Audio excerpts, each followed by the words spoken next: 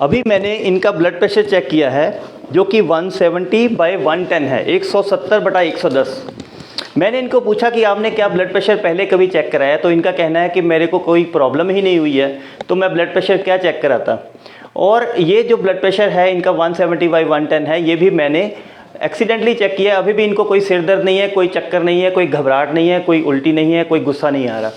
तो इस तरीके से एक ये गलतफहमी है हाई ब्लड प्रेशर के बारे में कि इसके सिम्टम्स होते हैं। ऐसी 4 और गलतफहमियों के बारे में आप आज डिस्कस करेंगे। मैं डॉक्टर मुकुल सालदी, आहार विशेषज्ञ और आयुर्वेदिक डॉक्टर, आज आपको 4 ऐसी चीज़ें, ऐसी गलतफहमियों के बारे में बताऊंगा जो कि blood pressure, high blood pressure वाले लोगों अक्सर रहती हैं और इस वजह से उनके लिए बड़ा खतरा बना रहता है, क्योंकि वो अपने ब्लड प्रेशर की बीमारी को सीरियसली नहीं ले पाते हैं।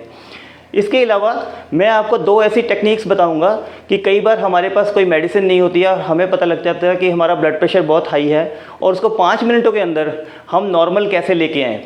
तो सबसे पहली गलतफहमी, जैसे मैंने अभी आपको बताया कि हाई ब्लड प्रेशर वालों को आमतौर पे रहती है कि इसके सिम्टम्स होते हैं।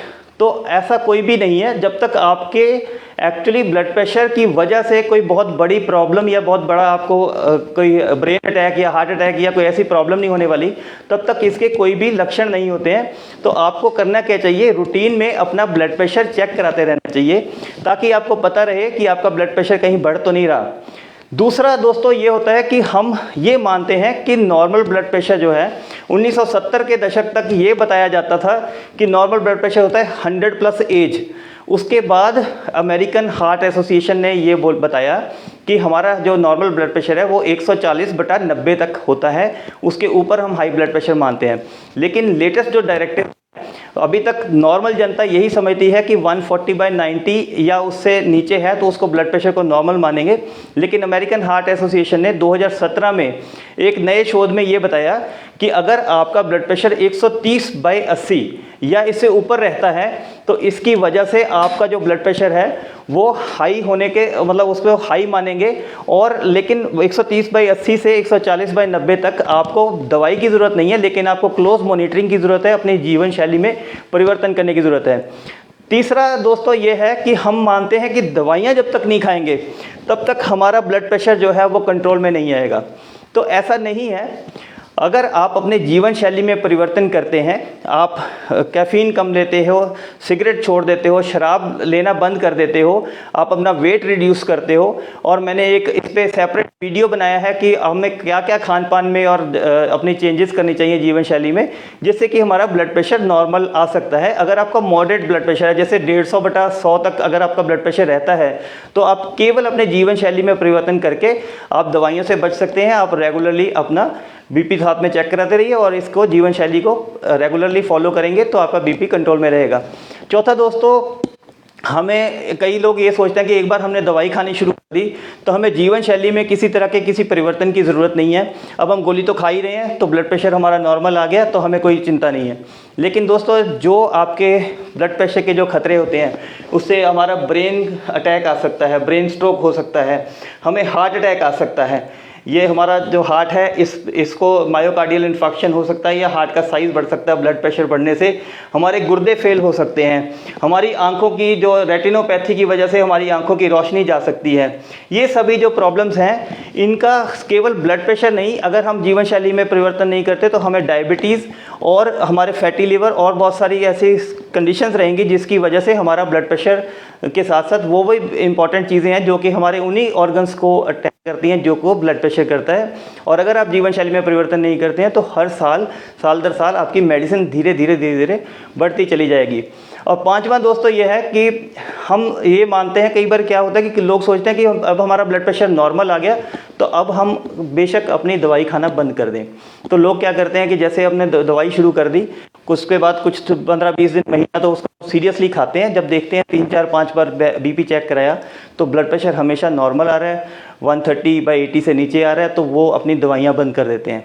ऐसी कंडीशन में क्या होता है कि वो एक डिनायल मोड में चले जाते हैं, ये सोचते हैं कि अब हमें ब्लड प्रेशर चेक कराने की भी ज़रूरत नहीं है क्योंकि नॉर्मल आ गया, किसी प्रकार का कोई सिम्टम नहीं है। और कई महीनों या कई बार कई सालों के बाद दोबारा बीपी चेक कराते हैं तो पता लगता है कि पहले से बहुत ज़्यादा बढ़ा हुआ है और उस दौरान कई बार कोई ना कोई ऑर्गन डैमेज भी हो चुका होता है। अब बारी आई दो ऐसे तरीक़ों से जिनसे हम बीपी को 5 मिनट में ही कंट्रोल कर सकते हैं। पहला जो है उसको बोलते हैं कैरोटिड मसाज। तो हमारे जो हमारी ठुड्डी से लगभग 10 सेंटीमीटर पीछे ये जो हमारी मैंडिबल होती है, सॉरी मैक्सिला होती है, इसके नीचे यहाँ पे ये एक हमारे आर्टरी होती है, इसको बोलते हैं कैरोटिड आर्टरी। ये हमारे ब्रेन को ब्लड सप्लाई करती है।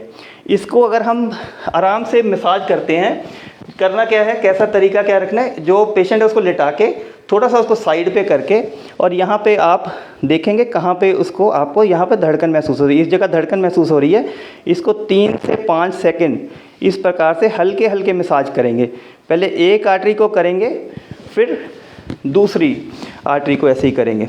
या पहले आइडेंटिफाई कर लेंगे, धीरे धीरे प्रैक्टिस से पता लग जाता है। फिर इसको 3 से 5 सेकंड करना है। इसको मसाज को यूज़ करने से पहले हमने ये ज़रूर समझ लेना है, अपने डॉक्टर से एक बार ज़रूर डिस्कस कर लीजिए। कई ऐसी कंडीशंस होती हैं जैसे कि किसी को पहले से हार्ट की जो उनकी ब्रेडिकार्डिया होता है, मतलब हार्ट उतनी स्पीड से पंप नहीं करता, ऐसे केसेस में ये कैरोटिड मसाज नहीं करनी चाहिए, कंट्राइंडिकेटेड होती है। अदरवाइज़ अगर आपका डॉक्टर जो है वो आपको अलाउ करते हैं तो ये मसाज हम कर सकते हैं। अगर हमारे पास कोई दवाई नहीं है तो टेम्परेरी कुछ घंटों के लिए इस मसाज से ब्लड प्रेशर डाउन आ जाता है। और इस मसाज को करते हुए इस चीज़ का ध्यान रखेंगे, एक तो बहुत जेंटल रखना है, हाथ बहुत ज़ोर से नहीं कर देना, नहीं तो ब्रेन को ब्लड सप्लाई स्लो डाउन हो सकती है, बहुत ज़्यादा चक्कर आ सकते हैं। और दूसरा, एक बार में एक ही साइड को मसाज करना, दोनों को नहीं करना। दूसरा दोस्तों तरीका है लंबे सांस लेना।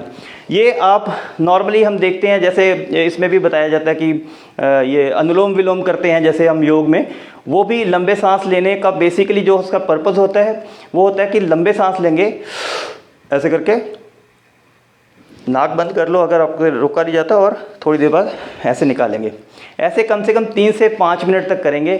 ऐसा कोई रूल नहीं है कि आपको नाक से ही सांस लेना है या मुंह से ही लेना है, नाक से लेना है, मुंह से छोड़ना है, ऐसा कोई भी रूल नहीं है। आप लंबे सांस लीजिए 5 मिनट तक, डेफिनेटली ब्लड प्रेशर जो है वो कुछ पॉइंट नीचे आ जाता है। ये अब जिनके पास ब्लड प्रेशर के ऑपरेटर्स हैं वो यूज़ करके भी देख सकते हैं। वीडियो देखने के लिए धन्यवाद। आपका दिन शुभ हो।